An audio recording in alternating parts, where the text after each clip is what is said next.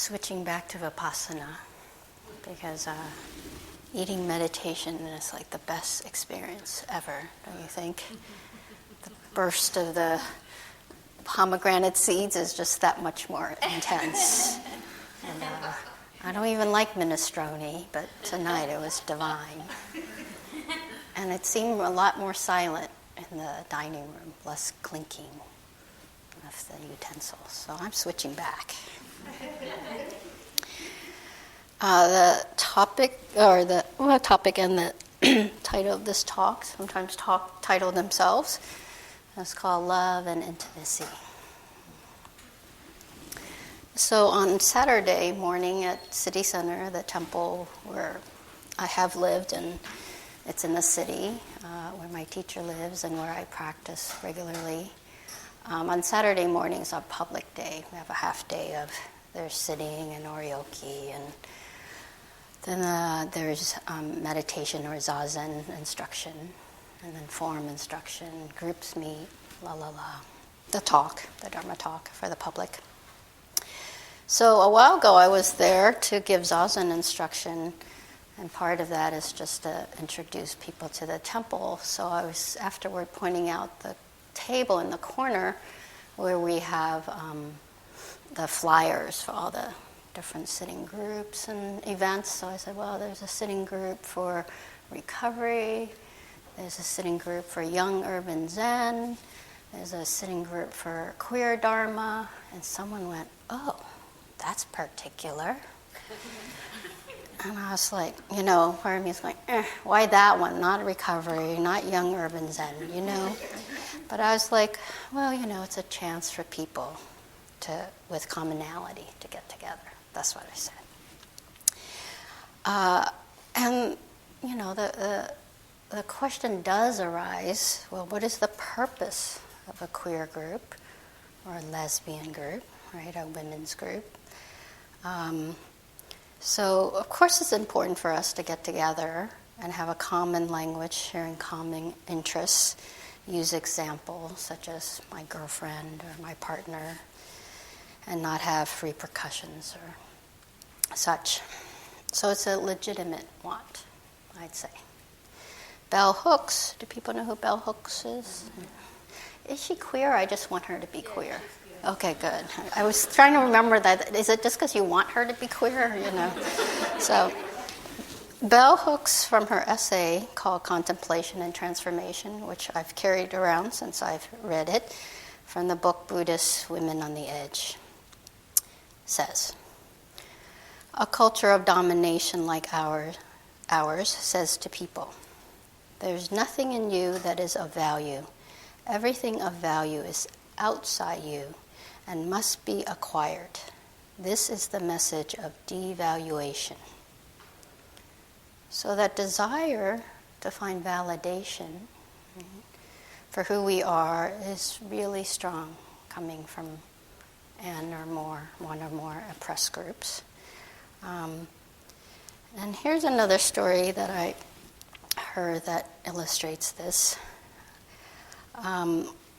I heard the story about a man who went to see a teacher in practice interview, and the person said, I don't want to be tolerated for being gay.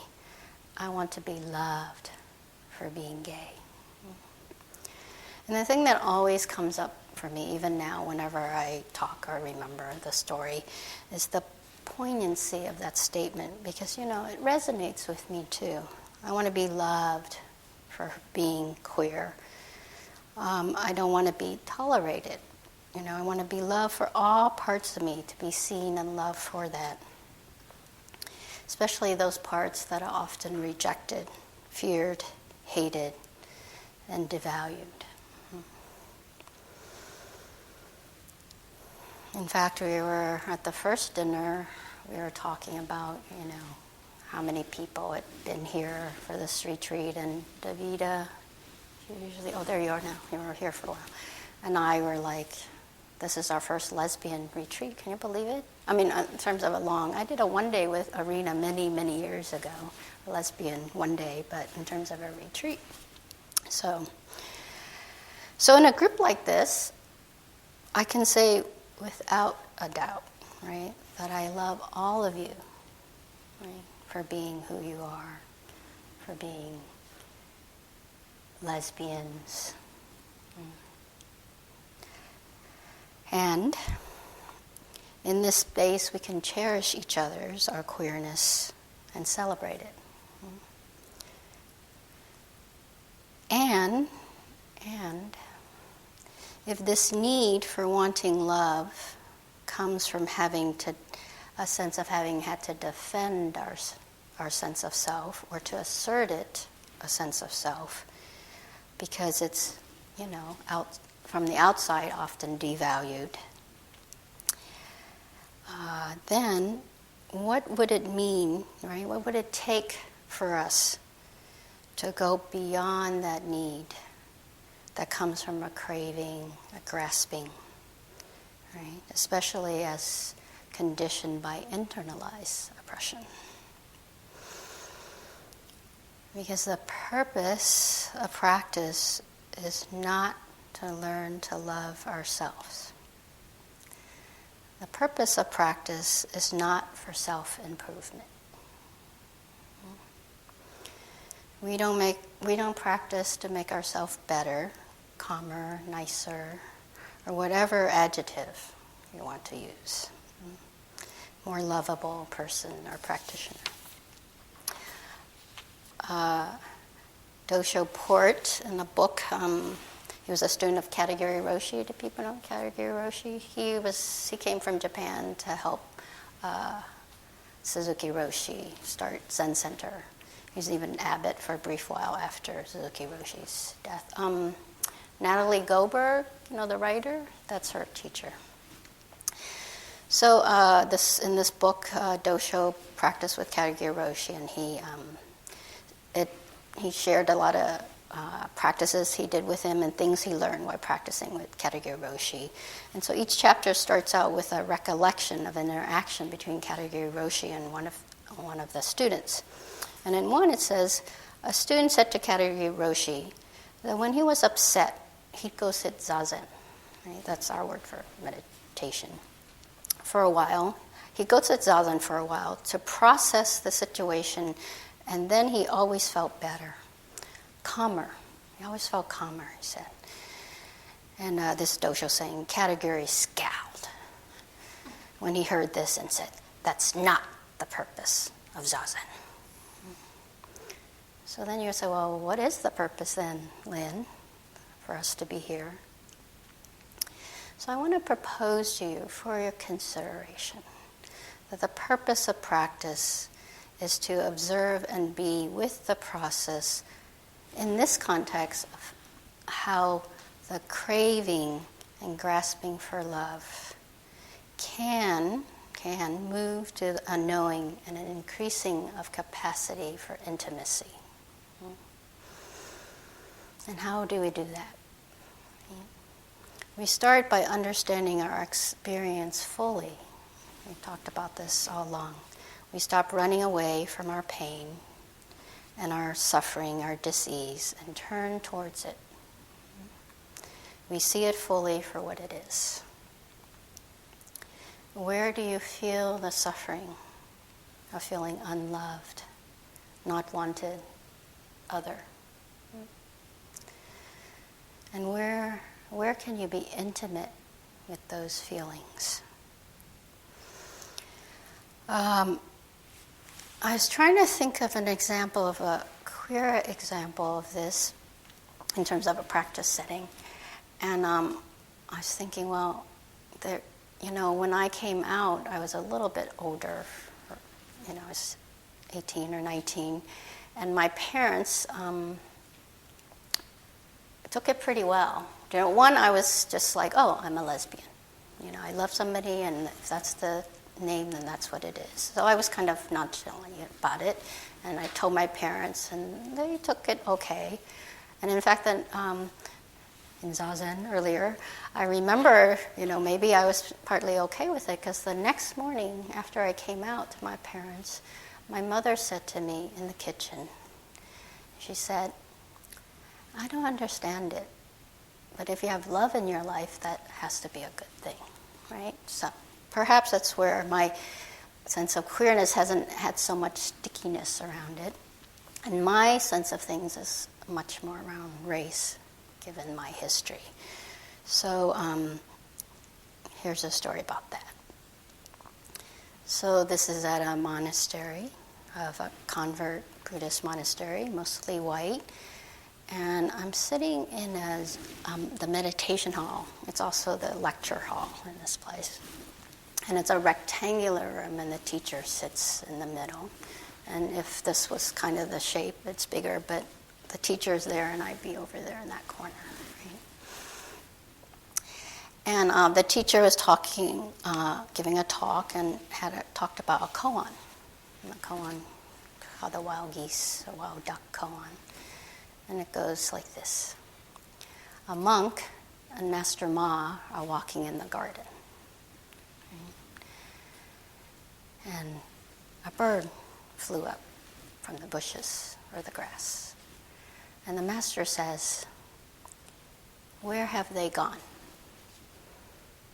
And the student said, "They have gone away." So the master reached out, grabbed the student's nose so hard and twisted it so hard that the student screamed in pain and became enlightened. Right? That's the koan. It's a Rinzai koan, right? They're stricter than us, right? And all about hitting and screaming and stuff, right? So the teacher brings it up, and then he says, and it's a white man. He says, this koan collection comes from the 13th century China, right? These koans. And so in China, they have flat noses. So a master probably would need to carry a handkerchief to be able to grip the nose better. Last night I did notice, how I sit in zazen when I'm listening to, that's our style, right? And so, I'm looking down. And when he said that, so I should actually add, I'm in a sesshin when he's giving the lecture. And I've been at the monastery over 2 years. Many, many retreats, right?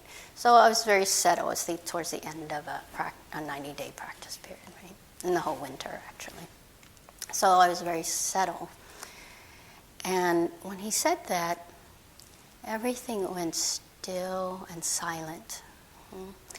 And when I looked up, my experience was the zendo elongated, and everyone in the assembly, or the meditation hall, went with it, right?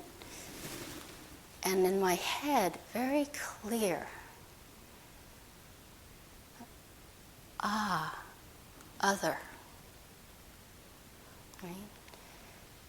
And that was so clear, and I just knew, other. There was no sense of a flush to the face of anger, or a heaviness of heart, or constriction of throat. It was just very clear, other.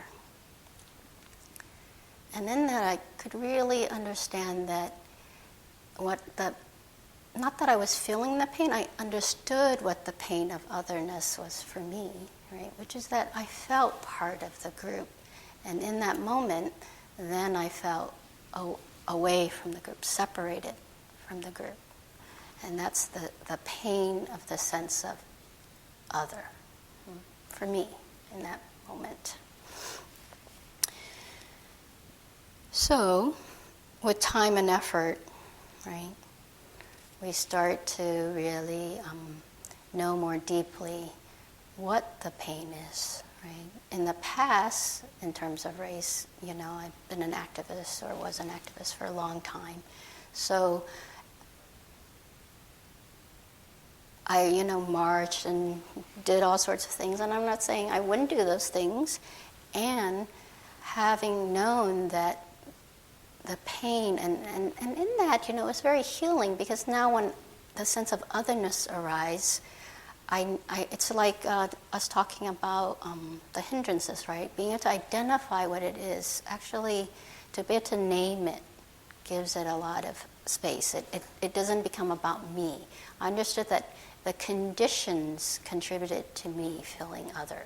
Whereas before, I internalized the sense of other and kept thinking I was other. Defended it, that I'm not or whatever, but it still resonated, that belief that I was other. And in there, I just really tell that was conditions made for the rising of other. So, with time and effort and practice, we start to see how our responses has a pattern to them, and we relate to it differently. And in that, we also then move beyond the perspective of subject and other, right? And we know it for the process itself. This is how the process of other can arise. And the other thing about having to defend a sense of self, or to assert a sense of self because of, say, oppression or other ways of being discriminated or put down, is that in the making of the self, we also tend to make things related to the self, like not just about me, but about mine, right? Me and mine. So recently, I had an experience that was really helpful to see that process. I'm in another session, the last one here in December. And our session 7-day, we have a lecture every morning, a Dharma talk, every morning at 10. And it's in the Buddha Hall, which is the ceremonial hall. And when the person comes in to give the talk, you actually all stand up. You experience this. You all stand up, waiting for the person. You face the wall where the altar is, because when they come in to offer incense or flower petals, then they'll do 3 full prostrations, and you do it with them. And the same thing at the end. So when I turn to face, this is the 3rd day of a 7-day. So when I turn to look, to face the wall, waiting, I'm actually looking out the window into the courtyard. And there's a fountain there that comes up, I don't know, about 4 feet high, Art Deco style, with like a bird bath on top, and then the water spills over into the pool underneath, right? And it was a sunny day, and in Zen you're busy, remember I told you? So this is the first time I've kind of looked outside for the day, right? And so I look out, and the sun is shining down, and the birds are taking their bath, and as the water went over, it hit the pool and little bubbles came up. And I thought, oh, lovely. What a lovely, lovely sight, right? And I was just basking in how beautiful it was. So the person gives the talk, la la la. Right? Next day, it's another lecture, and it's the same teacher, another lecture. So I'm turning to face, and I happen to be in the same spot, looking out. And so automatically I go looking towards the fountain, because it was so lovely yesterday, right? So I look, and I see, the sunlight is still out there, and the water's coming down, and then I go, oh, where are my lovely bubbles? Where are my lovely bubbles? And in that moment I thought, they're not your lovely bubbles. They're just bubbles. But it was totally like, where are my lovely bubbles, And in that I could say, this is selfing, like they're bubbles and don't have to do anything about me. Doesn't mean I can't appreciate them. So Dogen, the founder of Soto Zen, Japan, in a fascicle called Genjo Koan, which translates to the actualization of reality, he says, to carry yourself forward and experience myriad things is delusion. That myriad things come forth and experience themselves is awakening. Let me repeat that. To carry yourself forward and experience myriad things is delusion. That myriad things come forth and experience themselves is awakening. Right? So how do we meet the myriad things that come, including our pain, our suffering? And let them, or let the experience naturally unfold. And to be open to that. And to me, that's called being a way of being open to not knowing, as opposed to imposing what we think it is on it. When we go forward, we place ideas and concepts on things. If we approach things, that things arise and we go to meet them, right? And they arise on their own and come forth and they give us information. So we have to be in the sense of not knowing for that. Does that make sense? So it's this balance between getting closer and knowing more, and getting closer and being open to receiving, right? Holding knowing and not knowing. Suzuki Roshi said, not knowing does not mean you don't know. It doesn't require us to forget everything we have known or to suspend all interpretations of a situation. Not knowing means not being limited by what we know, holding what we know lightly so that we are ready for it to be different. Maybe things are this way, but maybe they are not. So what I'm going for here is if we bring our full attention to what's happening, right? Balance it with knowing and openness and curiosity. This brought up a memory of, do you remember when you were in biology class? I think it was more like elementary school, when you got to see slides for the first time of cell structure, remember? And also you got to see, the film of an amoeba, right? Like a Super 8 movie or something, right?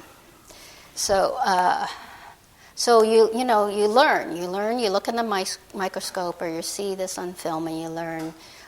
So first, you see your hair follicles, you see skin, and you know this is skin, but when you see it in the slide, you see the cell structure, and it becomes another way of knowing skin, right? The nucleus. So, in terms of amoeba, right, you learn it's called the cell membrane. I had to go look this up, by the way. I don't remember the specific, right? The ectoplasma, the endoplasma, the nucleus, I remember, right?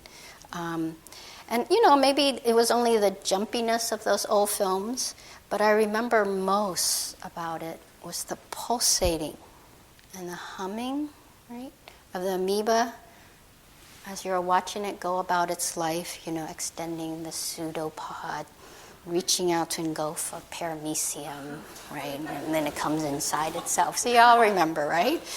Right? So I'm thinking our practice is like that, right? We get closer, and it's important to get closer to see more. And then at some point, though, you have to, and you have to sustain your attention to keep getting closer, right? But then at some point, you have to let wander, W-O-N-D-E-R, right? Wonder take over, right?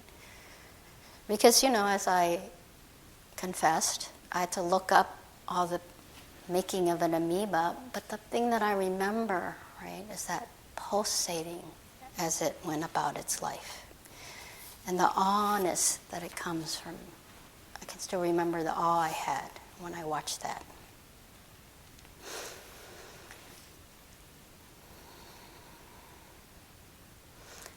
Dogen again says, enlightenment is intimacy with all things. Not some things, not the things I like, right? But enlightenment is intimacy with all things. This morning, I think I told you that quote that I remember, Charlotte Joko Beck, and didn't I say, Buddhas come forth? Isn't that what I said? And it was while I was sitting, and I thought, oh yeah, that's nice. I want to go looking for it, and because I happen to have it with me, the writing, and I went looking for it, just because, I was excited. And actually, she says, Buddhas come whole. Buddhas come whole. And when I looked at it more, it actually goes really well, this talk. So this is what she says, and it's from, it's Charlotte Joko Beck from Everyday Zen, the chapter called Practicing This Very Moment. When you sit, don't expect to be noble. When we give up the spinning mind, even for a few minutes, and just sit with what is, then this presence that we are is like a mirror. We see everything. We see what we are, our efforts to look good, to be first, or to be last. We see our anger, our anxiety, our pomposity, our so-called spirituality. Real spirituality is just being with all that. Real spirituality is just being with all that. I repeated it, right? If we can really be with Buddha, who we are, then it transforms. Shibayama Roshi said once in Sesshin, this Buddha that you all want to see, this Buddha is very shy. It's hard to get him to come out and show himself. End quote. So Charlotte Joko Beck says, what is that? Why is that? Because the Buddha is ourselves. And we'll never see the Buddha until we're no longer attached to all this extra stuff. We've got to be willing to go into ourselves honestly. When we can be totally honest with what's happening right now, then we'll see it. We can't have just a piece of the Buddha. Buddhas come whole. Our practice has nothing to do with, quote, oh, I should be good, I should be nice, I should be this or that, end quote. I am who I am right now, and that very state of being is the Buddha. I am who I am right now, and that very state of being is the Buddha.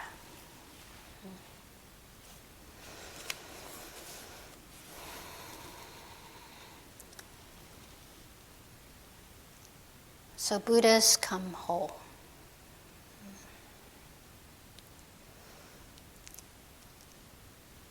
So we don't practice for self-improvement because we're already whole and complete. So how can we learn, right, you and me, to know it and to trust that we are Buddha and Buddhas come whole? Thank you for your attention.